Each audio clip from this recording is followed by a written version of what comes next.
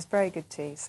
Now, the question on everyone's lips, will there be a white Christmas this year? Well, I would like that very much. The Met Office has said it's highly likely that the country is set for snowfall, particularly in the north.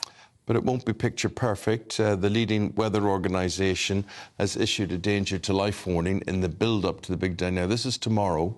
Large parts of the country expected to experience really, really strong winds, gale force winds and showers. Well, one person who might have the answer to all of this is meteorologist Tamsin Green. Very good to see you this morning, Tamsin. There's lots to get through. Got a promise of a white Christmas a little bit later on in the week, but that's not before some very strong winds. And we're talking about a danger to life this warning from the Met Office. I feel like we hear that quite regularly at the moment whenever there's high winds or storms in this country. Yeah, exactly. So the danger to life warning is part of the what to expect in the Met Office's warnings that are issued. And what that essentially means is, you know, in the event of strong winds, where we could be seeing perhaps loose debris being blown around, large, powerful waves being generated. And, of course, that is a danger to life if you are in the wrong area and you're not listening to these warnings. And it's very difficult as well, isn't it, this time of year, because so many people are out on the road, so many people travelling, and I suppose that's where this threat to life comes from as well, especially if we're talking about flying debris. Exactly. So it will be in the area of the strongest winds. That's not going to be widespread. It's not going to be everywhere, but particularly downwind of the Pennines, of any hilly areas to the east of these areas, because we've got northwesterly, westerly winds. And also for Scotland, particularly northern Scotland, Caithness, Shetland, Orkney, those are going to be seeing winds in excess of 70 miles an hour in those areas. Really quite dangerous stuff. So let's go to the question on everyone's lips at the moment. Will it be a white Christmas this year, do you think? So the bar for seeing a white Christmas is fairly low. So, yes, it does look like there will be a technical white Christmas. It won't be for everyone, unfortunately. It will be limited. At the moment, the way it's looking is that it will be limited to northwest Scotland with some snow showers. Elsewhere, it does look like with high pressure ridging in, we'll be seeing broadly dry conditions. At least you can get out for some nice winter walks after your lunch. So that's the plus side to it, perhaps no travel disruption, although it does look like it could be another windy day, particularly for northern areas in Christmas Day and Christmas Eve as well. I absolutely love a walk on Christmas Day, so that's very good news. Yes. At least it will be dry.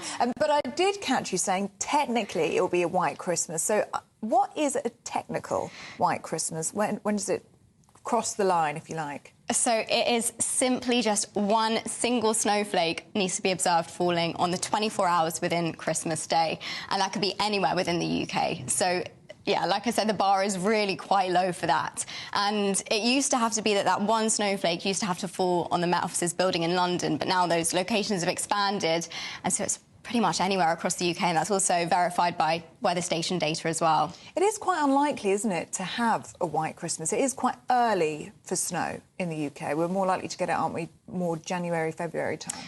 Yeah, it's true that we do often see snow in January or February later on in the winter, but, you know, on the whole, we don't tend to see that many white Christmases. I don't know how many times that you've remembered snow on Christmas Day. Technically, last year was a white Christmas, the year before was a white Christmas.